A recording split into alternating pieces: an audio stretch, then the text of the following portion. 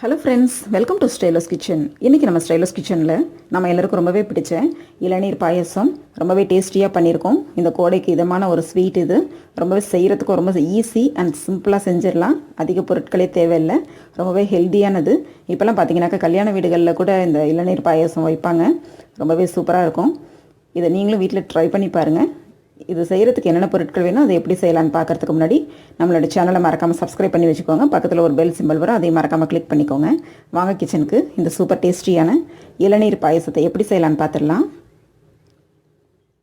இளநீர் பாயசம் செய்கிறதுக்கு நான் 1/2 லிட்டர் பாலை நல்லா திக்காக காய்ச்சி வச்சுருக்கிறேன். கொதிச்சிட்ருக்கு.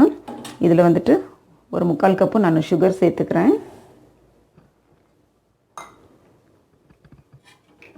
சர்க்கரை நல்லா கரையட்டும்.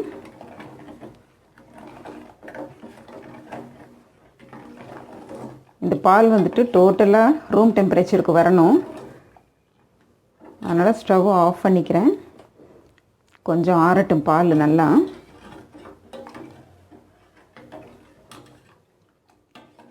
இங்கே நான் 2 இளநீ உடச்சி அதோடய ஃப்ளஷ் இது மாதிரி எடுத்து வச்சுருக்கிறேன் தனியாக. அதோடய வழுவுன்னு சொல்லுவாங்களே அது. இது இருக்கட்டும். இதில் வந்துட்டு நம்ம கொஞ்சமாக வந்துட்டு பாயசத்தில் போடுறதுக்காக சின்ன சின்ன பீசஸாக கட் பண்ணிக்க போகிறோம். மீதியே வந்துட்டு ஒரு மிக்ஸி ஜாரில் போட்டு நல்லா அரைச்சிக்கணும்.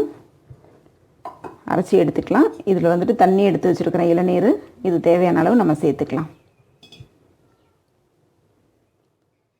இளநீர்லேருந்து அந்த ஃப்ரெஷ் எடுத்து இது மாதிரி அரைச்சி வச்சுருக்கிறேன். ரொம்ப நைஸாக அரைக்கணும்னு தேவையில்லை. 1-2 அப்படி இருந்தால் போதும், பரவாயில்ல.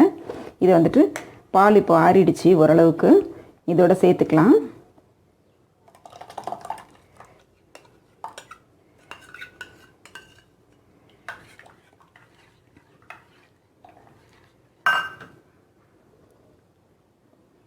அப்புறம் மீதி உள்ளதில் சின்ன சின்ன பீசஸாக இது மாதிரி கட் பண்ணியிருக்கிறேன். அதையும் சேர்த்துக்கிறேன். அப்புறம் இளநீ தண்ணீர் எடுத்து வச்சோம் இல்லையா, அது அளவுக்கு ஓரளவுக்கு தேவையான அளவு இதில் சேர்த்துக்கலாம். சேர்த்துட்டு கடைசியாக ஒரு 1/4 ஸ்பூன் அளவுக்கு ஏலக்காய் பவுடர் எடுத்துருக்கிறேன். அதையும் சேர்த்து நல்லா மிக்ஸ் பண்ணிக்கலாம்.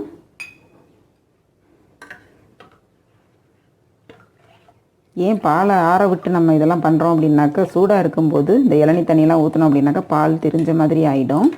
அதற்காக தான்.